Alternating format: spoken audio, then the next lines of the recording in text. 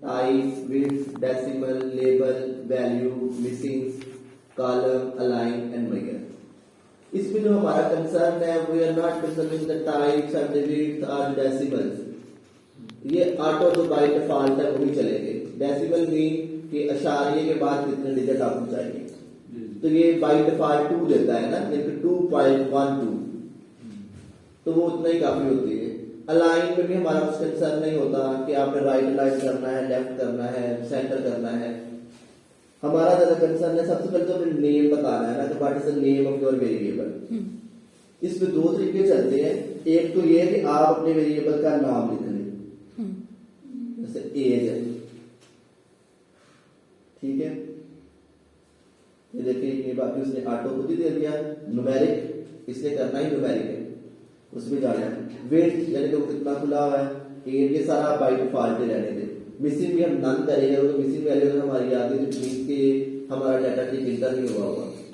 Missing value आपके total result में count नहीं होती, तो मिसिंग वैल्यू अपने 0 रखनी है। जैसे अभी आप लोग के वीक कैंपेन वाले मैंने क्वेश्चन फीड किए हैं ना, जो आपके डिपार्टमेंट यानी कि आप लोगों ने जो हमें दिए हैं, उसमें एक तो ये है कि उनके फीड करते हुए पता चला कि 80% डाटा फेक है, क्योंकि उसमें क्या लिखा हुआ है, कुछ लोगों ने कि डीएपी की 20 बोरियां इस्तेमाल करते हैं और कीमत एक बोरी कितनी है, 500 रुपए।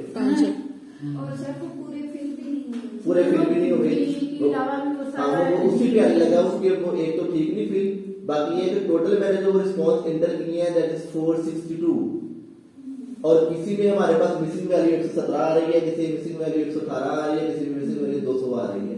वो मिसिंग वैल्यू क्यों आ रही है कि आपने उसको फिल नहीं किया होगा, वहां से प्रॉपर नहीं किया होगा। एनीवेज, तो आपने नेम वेरिएबल लिख दिया दैट इज एज। लेबल में आप इसको पूरा लेबल कर सकते हैं जो आपके टेबल के ऊपर टॉपिक आ रहा है, ठीक है। जैसे आप लिख सकते हैं इसको एज ऑफ द रिस्पोंडेंट्स, इसके साथ आपका कंसर्न है। अब इसमें 2 तरीके हैं, यहाँ पे आप एज ऑफ द रिस्पोंडेंट यहाँ फुली लेबल कर लें, ये जहां पे भी जस्ट आप एज लिख लें, और जब वर्ड में टेबल बनाएंगे तो वहां पे खुद से दोबारा सारा टाइप कर लें। लेकिन अगर आप ये लिख लेंगे, आप पूरा भी लिख सकते हैं, percentage distribution of respondent regarding their age. जब उसे आप एज को लिखेंगे तो ये सारा टेबल के ऊपर ऑटोमेटिकली एक स्टेटमेंट लिखी है कि जैसे हम किसी को लिखते हैं ना, आप लोगों ने इसे देखा होगा या किया होगा। अभी मैं इस पे डाटा इंटर है ना, इस फाइल से पुरान करके भी दिखा देता हूँ। तो ये एज ऑफ द रिस्पोंडेंट का वैसे आ जाएगा आपके पास। या अगर आप चाह रहे हैं कि एसपीएसएस का, जैसे मुझे पर्सनली एसपीएसएस के टेबल पसंद नहीं है क्योंकि ये कोई खूबसूरत टेबल नहीं जनरेट करता, तो मैं इसका डाटा अक्सर वर्ड में इंपोर्ट करके तो फिर मैं वहां पे टेबल्स को दोबारा से करता हूँ। इसलिए maximum time I am not concerning with the whole statement label, उसमें भी जस्ट मैं हिंट ही लिख लेता हूँ। तो आप अपने यूज के लिए ये भी लिख सकते हैं कि आप नेम ऑफ वेरिएबल की जगह एज लिख ली, मुझे क्वेश्चन नंबर 1 लिख ली, जैसे Q1 Q2, क्योंकि आपको फिल्टर होता जाएगा उसका है पहले का या दूसरे का है।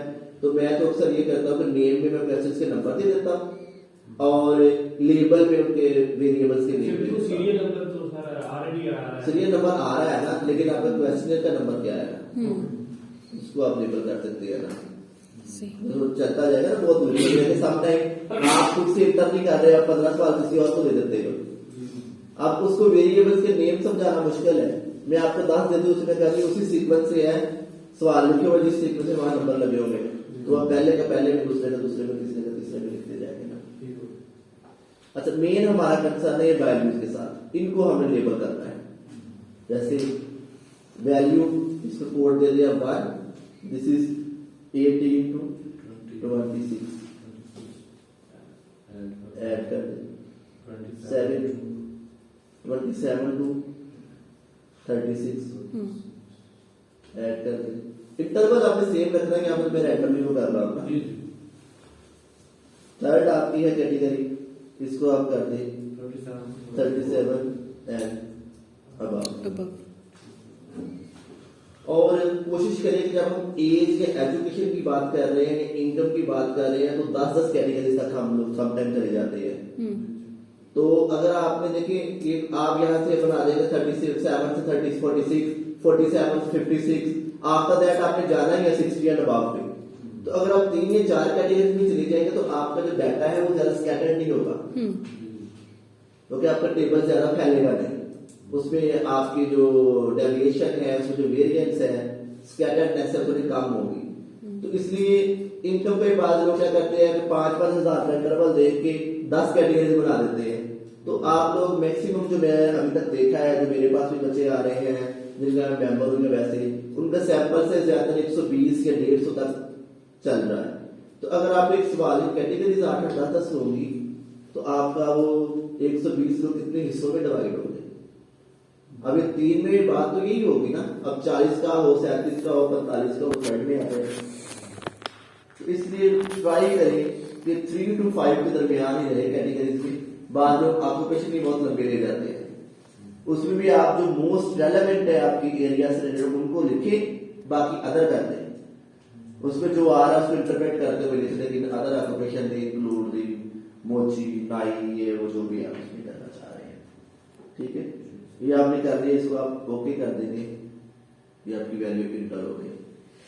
अलाइनमेंट में आपने देखना है लेफ्ट करना है, सेंटर करना है, राइट करना है, वो आप वर्ड में भी कर सकते हैं, ऐसा नहीं है।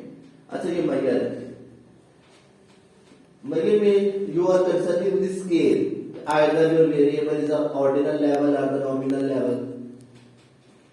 ठीक है, अगर आपके जो भी स्केलिंग वाले लिखट स्केल पे they all are at ordinal level. जो आगे ऑक्यूपेशन वाले होंगे, सेक्स वाले होंगे, डेमोग्राफिक में कुछ होंगे, they are on nominal level. या आप जो कंटीन्यूअसली क्वेश्चन बनाएंगे they can be on nominal level. लेकिन सम टाइम आप यहाँ पे कंफ्यूज हो जाते हैं, अगर यहाँ पे कुछ भी सिलेक्ट नहीं करेंगे तो आपके रिजल्ट पे कोई इफेक्ट नहीं पड़ेगा, रिजल्ट आपका सेम ही रहेगा। तो इसलिए आप बेशक इसको न्यूट्रलाइज कर दें, इसको यही रखिएगा में, तो इसका कोई ना इफेक्ट नहीं होगा, इसलिए आप बेशक इसको न्यूट्रलाइज कर दें और जैसे भी डिफॉल्ट चल रहा चल लेते। ठीक है, तो ये आप लेवल से कर लेते हैं। एक में आपको करवा देता हूं किसी चीज को, किसी और वेरिएबल को that may be on a Likert scale. ठीक है, तो आप ये लिख लीजिए variable two crime, crime is due to injustice. यहाँ पे वैल्यू दे दे, वैल्यूज दे देंगे आप, स्ट्रांगली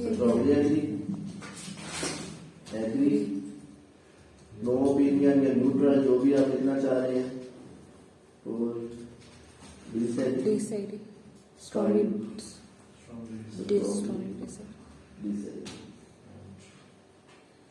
ये आप ओके कर देंगे। लेकिन यहाँ पे एक चीज आपने देखनी है, समटाइम हम जब किसी और का भी क्वेश्चन फिल करते हैं तो हम ये नहीं देखते उसने स्केल कैसे लिया है। ये भी हो सकता है कि नबीला ने ये स्केल अडॉप्ट किया हो, लेकिन जो आमा है वो इसकी वैसा वैसा कर दे, उल्टा कर दे, वो स्ट्रॉन्गली एग्री को बात पे ले जाए। तो हम क्या करते हैं कि मोस्टली हम देखते नहीं है, हमारे अपने दिन में होता है कि हर दफा स्ट्रॉन्गली एग्री ही 1 होगा, तो आप सारे 1 करते जाते हो। लेकिन हो सकता है कोई एक बंदा जो है उसने नेगेटिविटी टू पॉजिटिविटी की तरह बनाया हो, तो इसलिए आप लोगों ने ये देख लेना है। आप लोग क्या करते हो कि हमें बड़ा एक रैशनल सा पता है आप लोगों का कि 90% लोग, बल्कि मोर देन 90% लोग जो है वो इकट्ठे बैठे क्वेश्चन फिल करते हैं, बातें कर रहे होते हैं, and they are not discussing about the scales. Scale में लिखा होता है नंबर 1 पे स्ट्रांगली डिसएग्री, तो वो सारे एग्री समझ के स्ट्रांगली एग्री 1 पे टिक करते जाते हैं। ठीक है, जैसे कि जिस यूनिवर्सिटी में इवैल्यूएशन जो टीचर की है ना, वो हमेशा ऑनलाइन पोर्टल पे होती है, LMS पे। इस तरह एप्स वगैरह कोई और चीज में बड़ी देर से ऐसे करते हैं। तो हमें कहते हैं कि अगर आप अपना LMS पे मेरी रैंकिंग करेंगे तो मेरी तरफ आपकी अवार्ड लिस्ट ओपन हो जाएगी मेरे LMS पे। Now you are eligible for marks. अगर आप नहीं करेंगे, वो क्लोज हो जाता है, तो हम आपके मार्क्स नहीं लगा सकते।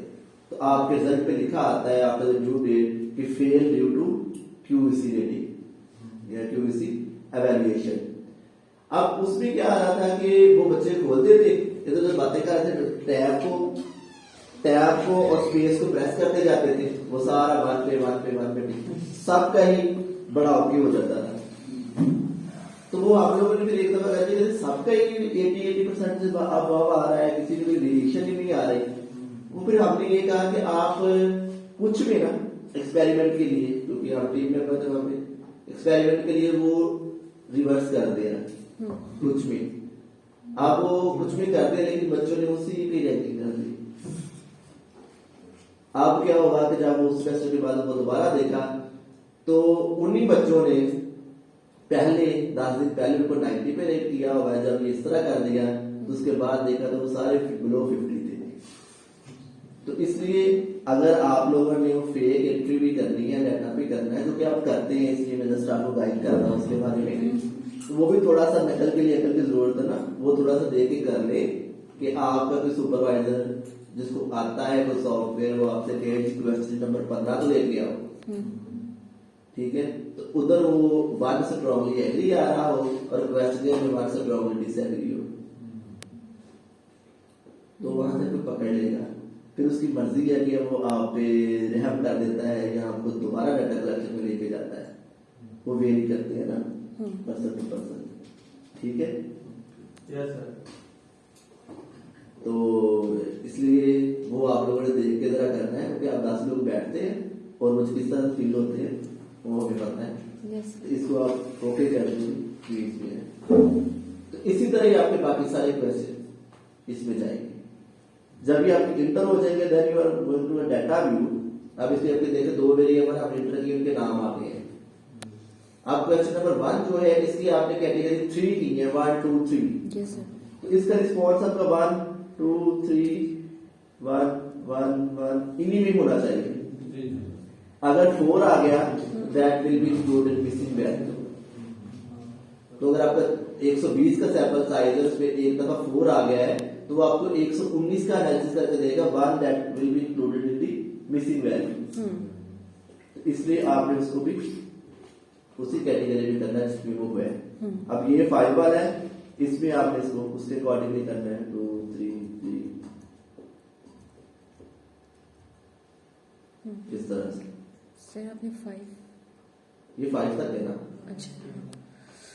तो ये आपने उसके अकॉर्डिंगली करना है। That is very much important, ठीक है। ठीक है। Yes sir. और ये देख ले कि आपने स्केलिंग कैसे की हुई है। सम टाइम जो आपका वेरिएबल है उसमें आपका कंसर्न जो है वो डिग्री ऑफ नेगेटिविटी होता है। तो you may be start from strongly disagree, तो वो आपने उसके अकॉर्डिंगली करना है, ठीक है।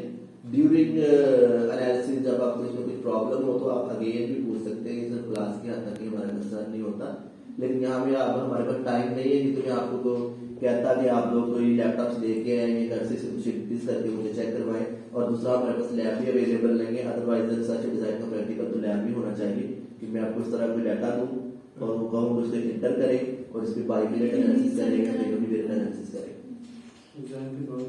ठीक है।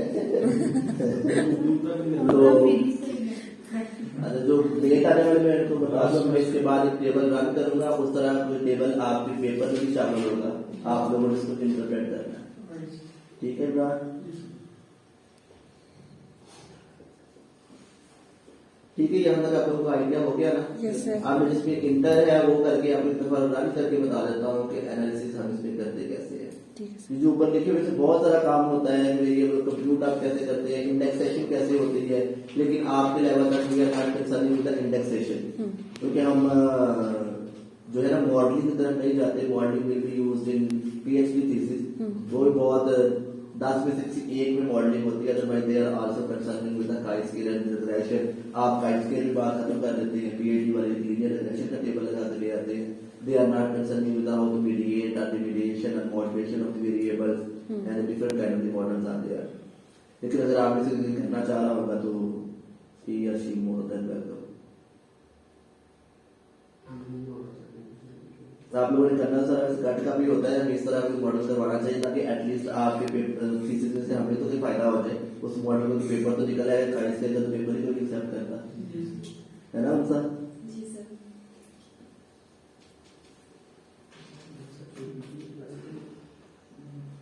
सब उसको स्लाइड जो आपने पिछले भी पढ़ाई थी ना, वो काइंडली व्हाट्सएप पे शेयर कर दीजिएगा। दी तो थी वो सर वो पता नहीं क्या हो गया, हो गई वो पूरे लेंगे। अच्छा, मैं उसको ना थोड़ा सा वो करके ना नारुतो को से बहुत सी चीजें मैं नहीं करवा रहा, तो मैं फिर आप लोगों को शेयर कर दूंगा, क्योंकि मैं वो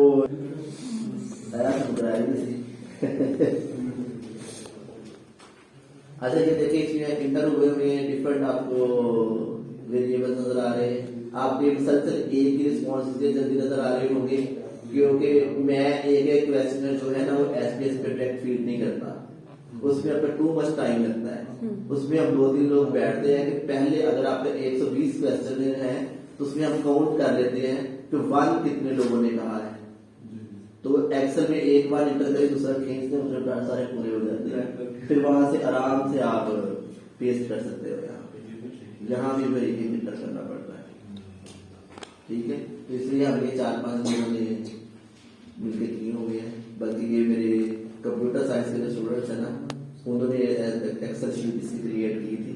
उनको असाइनमेंट प्रैक्टिकल सेशन में मार्क्स यही थे जो वो शीट्स में डाटा एंटर कर पाते हैं, क्योंकि 520 रिस्पोंडेंट थे। तो ये आपके पास डिफरेंट इस तरह से वेरिएबल आ गए हैं। ये वेरिएबल व्यू है हमारा, जिसमें सारा उसमें वेरिएबल्स को ऐड किया हुआ है।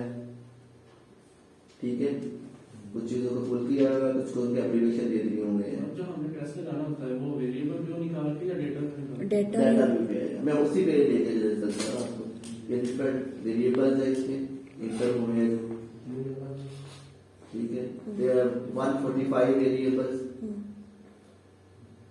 ठीक है, इसमें बेसिकली वेरिएबल्स के नेम भी एप्लीकेशन में रखे हुए हैं। एप्लीकेशन में रखे हुए हैं, क्योंकि ये जो आ रहा है ना डीटी, ठीक है, ये आपके आ रहा है डेवलपमेंट के लिए स्टैंड करें, उसकी इंडेक्स थी एक, उस इंडेक्स एक इंडेक्स में ये क्वेश्चन थे आपके 15 मेरे क्वेश्चन थे डेवलपमेंट में ना, तो ये से DT1 से DT15 तक लिखा हुआ है।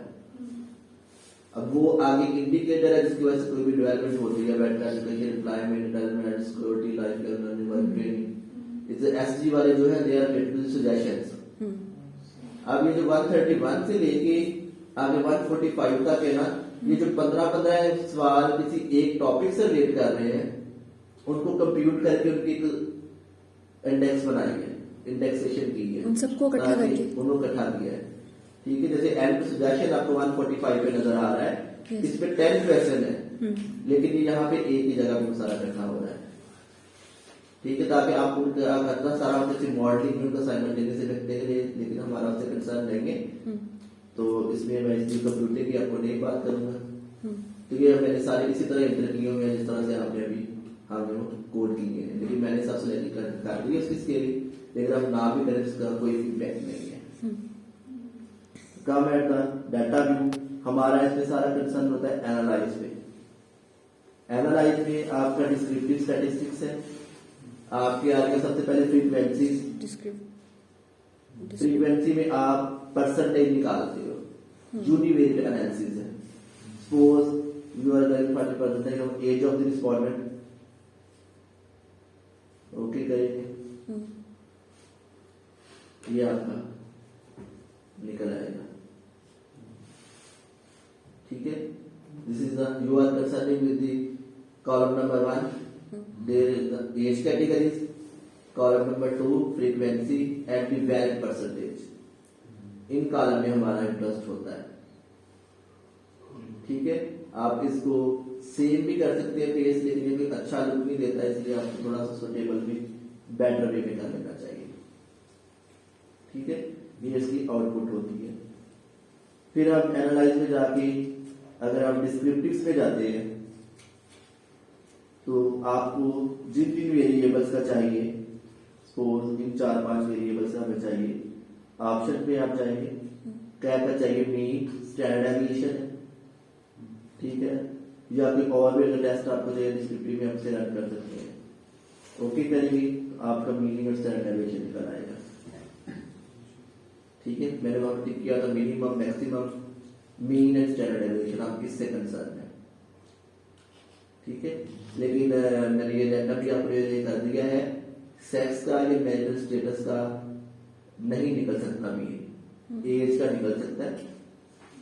ठीक है, 2.4 आ रहा है मीन, इट मीन्स कि जो सेकंड मोस्ट वैल्यू है वहां पे ज्यादा एवरेज आ रही है लोगों की, जबकि एवरेज एज जो है 28 से 37 के दरमियान है इस डाटा में। तो फ्रीक्वेंसी में भी अगर आप देखें तो द मेजॉरिटी है that is for in 28 to 37, that is 31.5%। ठीक है, Yes, sir. फिर हमारा सबसे ज्यादा कंसर्न होता है डिसेबिलिटी में जाना cross tabulation. Here, before going to the cross tabulation, we develop a hypothesis that have one independent variable and one dependent variable। ठीक है, सपोज यहां पे हम ले लेते हैं जी,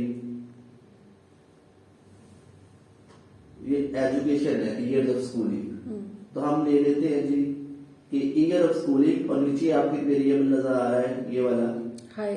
हाई फर्टिलिटी रेट।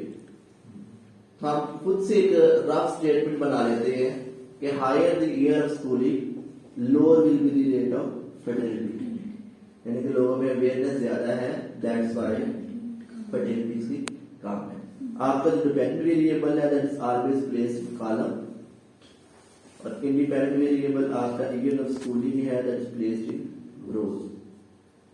ठीक है, दो वेरिएबल हो गए, इंडिपेंडेंट प्लेस करेंगे आप रो में, डिपेंडेंट प्लेस करेंगे आप कॉलम में। देन गो इन स्टैटिस्टिक्स, कौन सा टेस्ट आप लगाना चाह रहे हैं। Here are chi-square and correlation. Suppose you are going to chi-square। नीचे से अगर आपने कोई लेना है, if your dependent variable was ordinal level, you go with the gamma, Somers, G, Cattles, इनमें से किसी पे जा सकते हैं। लेकिन देखिए वो खुद से मेंशन कर रहा है ऑर्डिनल, लिखा हुआ है ना ऑर्डिनल, उसके नीचे आ रहे हैं वो सारे। तो आपका डिपेंडेंट वेरिएबल ऑर्डिनल पे ना हो और आप गैमा लगा दें तो वो नहीं पकड़ा जाता, तो नहीं सही, लेकिन थ्योरेटिकली दैट इज रॉन्ग। ठीक है, सपोज हम इसमें गैमा लगा देते हैं। ओके, मैंने यहाँ पे जितने भी चीजें देखे हैं, जिनके वाइवास हुए हैं, वहां पे chi-square और गैमा ही लगा हुआ है। ठीक है, लेकिन unfortunately some time the dependent variable is not on ordinal level but they are using gamma. Continue करेंगे आप इसे, ओके कर देंगे। ये आपको टेबल मिल गया है, ये हमने ग्राफ निकाला है, ये बिल्कुल भी रिजल्ट सही नहीं आ रहा। कोडिंग जो है ना इसका बिल्कुल रिजल्ट ठीक नहीं आ रहा।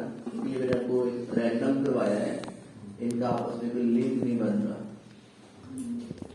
ठीक है, क्यों कि आपके मैक्सिमम सेल जो है that are having zero value.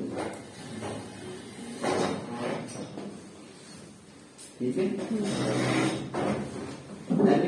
आपका जो टेबल इस तरह का होगा chi-square का, ईयर ऑफ स्कूलिंग की तरफ आ रहे हैं, that is your independent variable, hyperdensity rate आ रहा है, that is dependent variable, and the scatteredness of data you can easily see there कि there is गैमा का टेबल कैसे इंटरप्रेट करना। मैं बताता हूं। अब दूसरा very interestingly we are just concerning with either the hypothesis accepted or rejected. If you look at the value of Pearson's chi-square that has on a two-tailed test 0.000, that is the smaller than the 0.05, so we can say the hypothesis is accepted. So but if you look at the table, your table is asking the values and the data is not good enough for statement। आपको board से रहा है, आपका जो concern होता है आप जिससे भी करवाते हैं that is concerning with the that value either is greater than 0.05 or smaller than 0.05। if you look at the value of chi-square there is a highly significant relationship between the variables, but if you look at the table that is against the assumption of chi-square, because chi-square is concerned with that if you are using chi-square test then there should be minimum 5% value in each cell, यहाँ पे नहीं आ रहे लेकिन आपका hypothesis accept हो रहा है। तो आप क्या करते हैं, आप उससे कंसर्न होते हैं, वो ऊपर टेबल पे गौर ही नहीं करते, वहां पर नहीं भी हो रहा, तो हम ये नीचे इस सूरत में तो बिल्कुल भी ठीक नहीं है। हाँ, अगर वो रिजेक्ट हो जाता फिर आप फिर भी एक लॉजिक दे सकते थे, जस्टिफिकेशन दे सकते थे, data set and the values both are showing that hypothesis rejective. फिर नीचे आप लिख सकते थे the data is not related to the chi-square test, so the value in the chi-square test showing a rejected result, negative result, there is no impact on each other। उस case में आप कह सकते थे, ठीक है। लेकिन ये नीचे कुछ और आ रहा है। इस तरह अगर आप गैमा पे देखें, result of gamma is also supporting your chi-square test. A पे अगर आप देखें वो लिखा हुआ है, ये वाला जो है not assuming the null hypothesis, यानी कि नल हाइपोथेसिस को रिजेक्ट कर रहा है। तो नल क्या होता है कि when there is no relationship between variables, and alternative क्या होता है when there is a relationship between both variables। तो gamma भी आपको सपोर्ट कर रहा है, the value of gamma that is 1, the gamma value of gamma must be between +1 and -1। अगर वो 1 से बढ़ जाएगी तो that is wrong, वो 1 जमा 1 और नफी 1 के दरमियान होनी चाहिए। अब 1 आ रही है पूरी, strong positive relation between the variables, ठीक है। The strength of relationship जो है showing a positive relationship between the variables, लेकिन टेबल आपको कुछ और कह रहा है,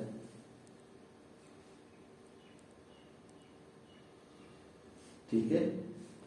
अगर हम उन 0 0 को न्यूट्रल कर दें, वो ये नॉट कंसर्निंग दैट 0 0 0, हम इसको छोड़ दें, अगर हम जस्ट इसको देखें, इसको हम इंटरप्रेट करना चाह रहे हैं, तो we can interpret the above table shows the relationship between years of schooling and rate of fertility, ठीक है। ये क्यों नहीं सही हो रहा, बिकॉज मैंने एक फर्टिलिटी का वेरिएबल लिया है, जबकि जो high fertility region of high population में बहुत सारे रीजन हैं दैट मेक अ इंडेक्स, इसलिए यहां पे नहीं आ रहा, क्योंकि मैंने आपको यहाँ बाइवेरिएंट के पॉइंट ऑफ व्यू से समझा रहा, तो यहाँ पे कुछ और शो कर रहा है।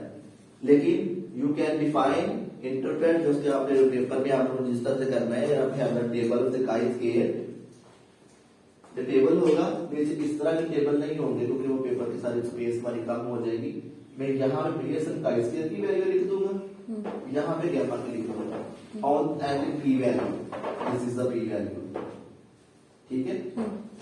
पी वैल्यू और the level of significance, you can see the table या neutralise the table and look at these 3 values, either what is the value of gamma and what is the p value, what is the value of chi-square and what is the p value, और आपसे interpret करेंगे the table shows the relationship between year of schooling and fertility rate in Pakistan, and the value of chi-square show a significant relationship between the variable, so the hypothesis accepted, ठीक है।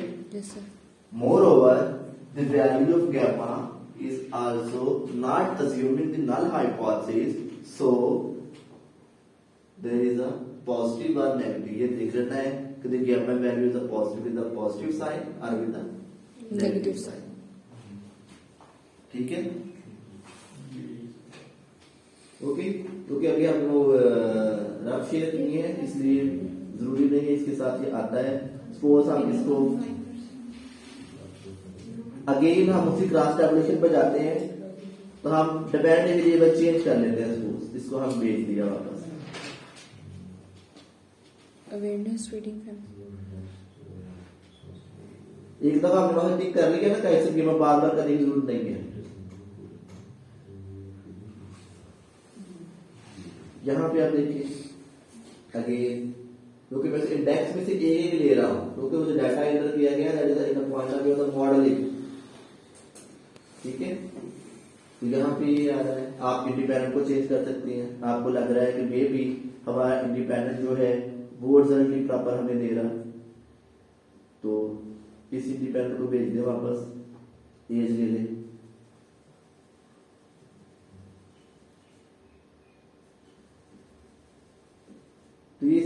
ये कर सकते हैं, क्योंकि हमारे चूंकि आप लोगों ने बिगिनिंग पे हाइपोथेसिस नहीं बनाए होते, तो क्रॉस टेबुलेशन या जिधर क्रॉस ना तो इसके बनाते हैं, तो सम टाइम आपको बार बार अपने इंडिपेंडेंट वेरिएबल चेंज करने पड़ते हैं, डिपेंडेंट को आप चेंज नहीं कर सकते। जिसके साथ आपका ओके आ रहा है उसके साथ आप उसको रिलेशनशिप को डेवलप कर रहे हैं।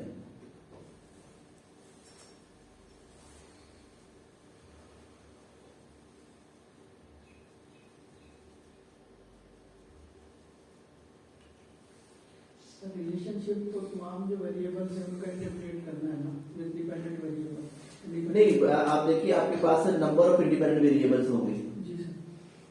सपोज जो है 10 इंडिपेंडेंट वेरिएबल, तो आप 10 का तो नहीं बनाएगा, 10 हाइपोथेसिस तो नहीं बनाएगा ना इस लेवल पे, तो आप उसको देख ले जिसका ज्यादा स्ट्रॉन्ग आ रहा है। अगर उस डाटा का किसी का भी नहीं आ रहा तो then go for another test. सादा लफ्ज में तो ये है, देखो फिर ये है कि 123 आते हैं ना, तो 10 होते कर दो, जैसे 0 आ रहे हैं, वैल्यू 113 क्राइम है ये। ठीक है, क्राइम है ये, लेकिन कैसे भी हो सकता है सर मोस्टली ना ऐसे ही होता है। मोस्टली ऐसे ही होता है, इसलिए उसमें इन सबको पता है, जी सर। क्योंकि इनमें से आधे लोगों के पास थीसिस आ चुके हैं। यहाँ बैठे हुए पूरी क्लास की बात कर रहा हूँ, ये नहीं कि जहाँ बैठे हुए इनके कह रहा हूँ, तो वो इस तरह करते हैं। लेकिन ये बेसिकली अगर इनका ट्रू सेंस भी देखे, जब आप 10 वेरिएबल से बार बार करवाते 10 में से भी एक में नहीं आ रहा, छोड़ दे का स्केयर की जान, गो फॉर अनदर टेस्ट। सपोज हम किन्हीं 2 वेरिएबल को रखते हैं, कोई और टेस्ट रन करते हैं, बोला क्या होता है, क्योंकि मेरा आप लोगों का स्केयर उसका ही है। आप सपोज चले जाते हैं जी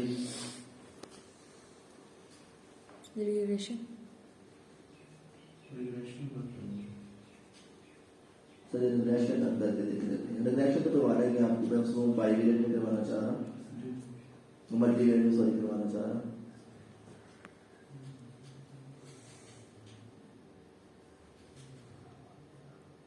हाँ, तो पेन मीन कर लेते हैं ना, कोई और टेस्ट लगा ले, फिर इज वन वे होगा, ठीक है। इसमें कोई एक ले लें,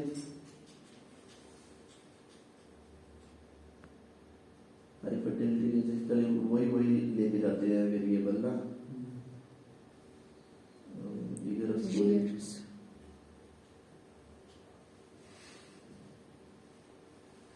ये देखिए ये आप बिल्कुल सही आ गया है, इसको लगा लें, क्यों उसकी तरफ कंसर्न है। अनोवा क्या है, अनोवा चेक कर रहा है कि what kind of the variation between your data set, either these two variables have a association with your factor। Factor क्या है, जो आपका डिपेंडेंट है, जिसको आप चेक करना चाह रहे हैं। तो अभी देखिए कहीं पे भी कुछ नहीं हो रहा, कि आपका बिल्कुल हाईली सिग्निफिकेंट यहाँ पे आ रहा है, उनके मीन स्केल्स भी ठीक आ रहे हैं, बिलो द 1 आ रहे हैं, ठीक है। तो आप किस टेस्ट से चलेंगे, इंटरप्रिटेशन आपकी वैसे ही होनी है। लेकिन ये हमें चूंकि देखी हुए लोग की थीसिस में काई स्केल, लोग की मेथोडोलॉजी हम उठाते हैं, वहां पे काई स्केल पड़ा हुआ है, इसलिए हमें उसमें मसला कोई नहीं है। सर यहाँ पे एफ टेबल की इंटरप्रिटेशन करते हैं। इसमें आप एफ टेबल जो है ना, आप उसमें ये शो करेंगे द वैल्यू ऑफ, यानी कि जो above table show the link between या एसोसिएशन बिटवीन, तो वो तो वर्ड है ना, कि आप हर द वर्ड अगर चेंज कर ले तो उसमें थोड़ी सी आपकी होती जाती है वेरिएशन, क्योंकि अदरवाइज हम वो ए भी पूरा चला देते हैं सिनेरियो, तो वो हमें कुछ उसमें नया पानी लगता है। तो आप उसमें कह सकते हैं कि the above table shows the variation between age of the respondent and year of the schooling and the impact of that these variable on the factor, that is the fraternity behavior, and the values shows there are significant association between variable and the data is not too much scattered। significant का मतलब scatteredness नहीं है, and also variable that is checked the variation in your data, it means your factor is closely associated with these independent variable, so the results are valid। ठीक है, so the results are valid and the hypothesis definitely accepted। ठीक है, तो इस तरह से आपको चलना है। जब ये वैलिड नहीं होगा तो सिग्निफिकेंट जहां पे लिखा हुआ है that will be increase from 0.05 to 1 point something आ जाएगा। जो एफ वैल्यू है दैट इज डिक्रीज, और जो मीन स्केयर है उनमें भी वेरिएशन आ जाएगी, नेगेटिविटी शो हो जाएगी। मीन कि उनके मीन जो है बहुत दूर दूर स्कैटर्ड है। सर इसकी सिग्निफिकेंस 1 तक होती है। 1 तक नहीं, वो sorry, level of significance before going through the vertical hypothesis testing you can check either your level of significance is on 1% or on 5%. तो ज्यादातर ऐसे ये करें कि आप 5% पे ले 0.05 जो है, तो 1% मीन की और रिजल्ट्स आर 99% एक्यूरेट, तो उस पे आपको सब टाइम प्रॉब्लम होती है कि एज सोशल साइंटिस्ट हम अभी आधे घंटे में अपना बयान बदल लेते हैं, तो इसलिए 5% का margin that is much better when we are going to biostatistics that are using the 1% level of significance. ठीक है, There is 95% accuracy. हां जी। 0.0. मत ऐड आप जो F5 का मॉडल है ना स्टैटिस्टिक्स का, वो तो कहता है कि in social science research the 5% is also a very high margin, so go with the 10%। वो एक नया है लेकिन हम उसको भी अडॉप्ट नहीं कर रहे हैं, हम उसमें करते हैं। इवन दैट उस सैम्पलिंग के लिए भी कहता है कि उस मार्जिन को आप यूज करें। या अपनी फार्मूला में हम एरर जो है 5% करें तो 10% का एरर है, क्योंकि आपकी पॉपुलेशन बड़ी स्कैटर्ड सी होती है नहीं? ठीक है, तो अब मैं आपको एक रिग्रेशन रन कर देता हूँ, उसके बाद मैं इसको खत्म करता हूँ। लीनियर रिग्रेशन में हम मैक्सिमम टाइम यूज करते हैं, सामने लिखा हुआ है डिपेंडेंट वेरिएबल में अगेन ले लेता हूँ हाई फर्टिलिटी रेट, तो हम उसी पे चला रहे हैं ना। Independent variable age of response, यहाँ पे अब अपना एज इंडिपेंडेंट वेरिएबल नहीं होगा, we are going toward the linear regression, multiple linear regression. ठीक है, तो ये मैं 7-8 ले लेता हूँ। मेथड, इसके डिफरेंट मेथड है, स्टेप वाइज है, मूव है, बैकवर्ड है, फॉरवर्ड है।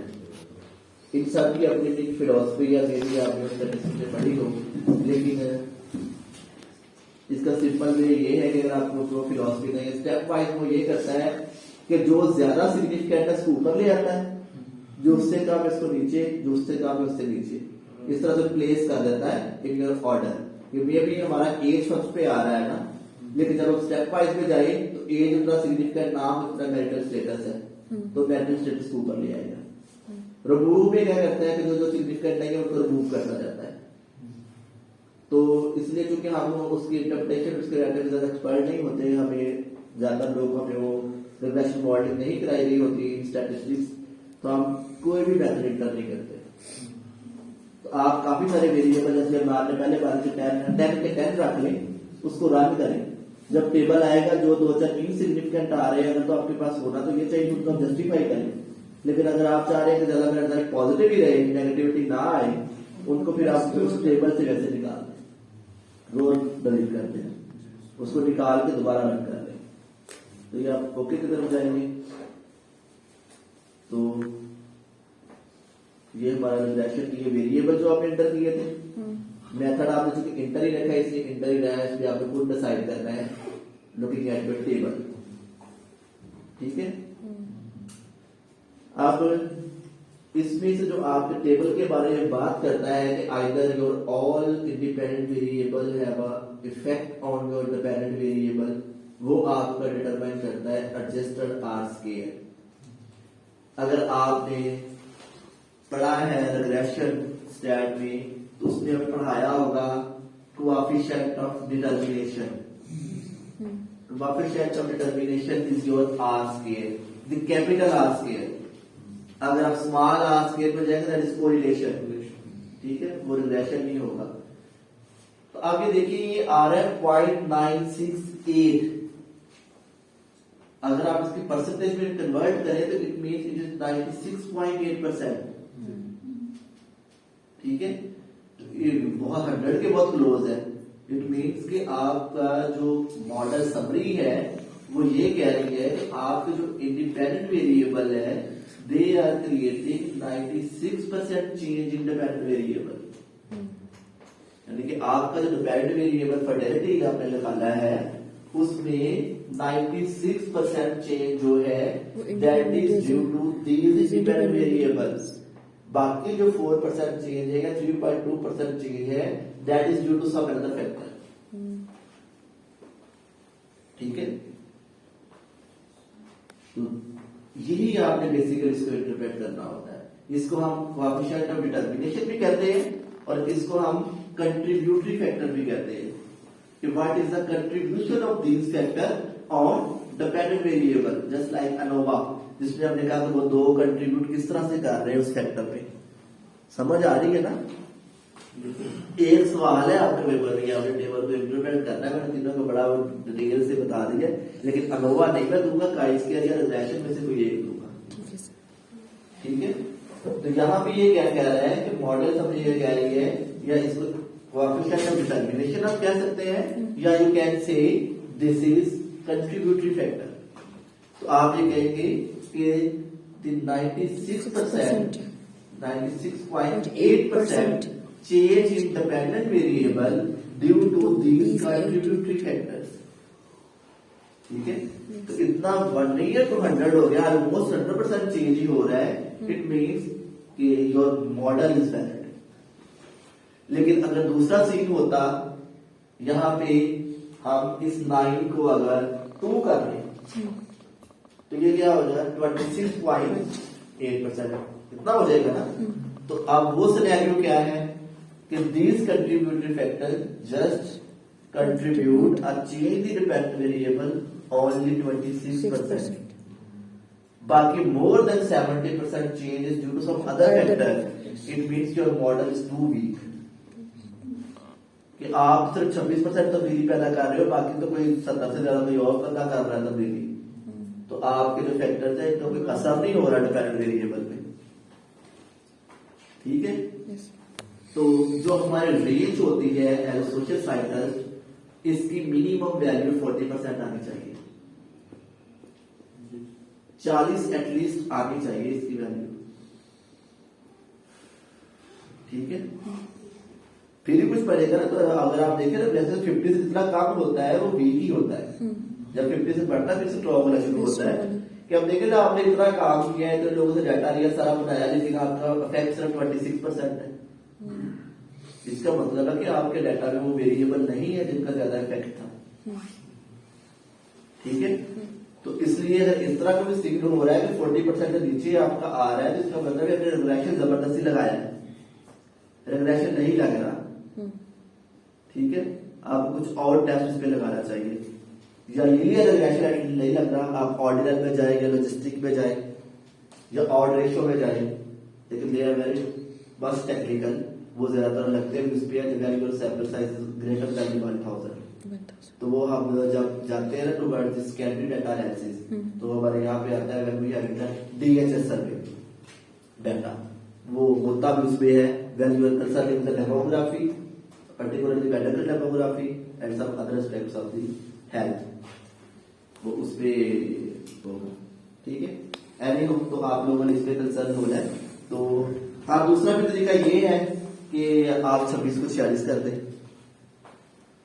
46 रिसर्च एथिक्स को क्राइम करते हुए, जैसे अभी यहाँ पे अभी मैंने सेकंड पर था जब मैंने एक बार एक वर्कशॉप भी प्रोवाइड की, research ethics in data, ethics in research and data collection. तो दिस इज द एथिक्स, लेकिन we are just write down the research ethics and methodology and just read out one chapter on research ethics. इसमें भी आखिरी chapter research ethics पे है, लेकिन मैं वो नहीं पढ़ा रहा हूँ, उसको आप फॉलो, क्योंकि सबसे पहले तो एथिक्स आपको वहां से उतर जाता है ना जब सुपरवाइजर स्टूडेंट मिल के बाद दुकानदार को हायर कर रहे होते हैं। तो एथिक्स वहां पे ही खत्म हो जाते हैं, तो आगे पढ़ाने का क्या फायदा। हाँ, अगर बहुत सारा बच्चे ने कुछ कर लिया है तो उससे, और यहाँ पे अगर वो एक फैक्टर का वो कर लेते हैं, तो मेरे ख्याल वो इतना इलेक्ट्रिकल नहीं है जितना कि वो थ्रू और भी सारा कुछ करते हैं।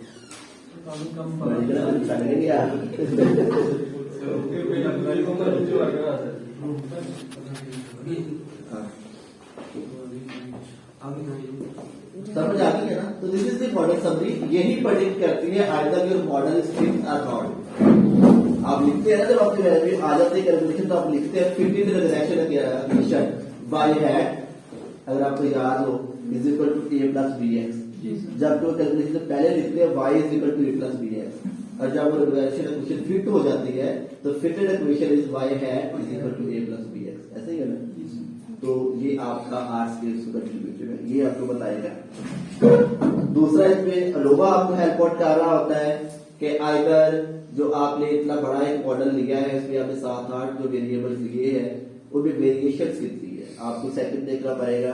Either your analysis of variances क्या कह रहा है, आप ये भी आपको देखिए कह रहा है कि सिग्निफिकेंट रिलेशनशिप है, यस और वो आर और दोनों का आपस में लिंक है वो, और अगर आप उसको चेंज करते हैं इसको भी करना पड़ेगा। वो अगर 26 आ रहा है तो ये भी सिग्निफिकेंट ही होगा, यस सर। उसको शादी करना है तो इसको भी करना है, चेन चल रही है सारी, ठीक है। फिर अगला तरीका जो है कि ये सारा कुछ ठीक है या नहीं है, वो आप यहां से चेक करें कि आपके यहाँ पे वेरिएबल कह रहे हैं, वहां पे 96% आपका रिजल्ट फिट है, इसका मतलब कि सारे वेरिएबल सिग्निफिकेंट है, और यहाँ पे देखें सारे के सारे सिग्निफिकेंट है, ठीक है। तो ये इस तरह का टेबल होगा, टेबल को पॉइंट ऑफ व्यू से। तो यहाँ पे बहुत ज्यादा वेरिएबल है, तो मैंने इतना सारा बना लिया, उसको 3-4 ही हो गए। यहाँ पे आस्कर की वैल्यू लिखी होगी, यहाँ पे अनोवा की लिखी होगी, यहाँ पे लेवल ऑफ सिग्निफिकेंस लिखा होगा। You just interpret the value of R scale क्या कह रही है, वो मैं लिख दूंगा कि आपने आर स्केल को लिखना है टेबल के हवाले से। तो प्राइस की कर देते ठीक है, यहाँ तक आपको समझ आ रही है ना? अब थोड़ा सा पहले डिस्कस कर लें, मैंने कई आप देखिए आई हम उधर ही पहली क्लास कैरी कर लीजिएगा। ओके फाइन, थोड़ा सा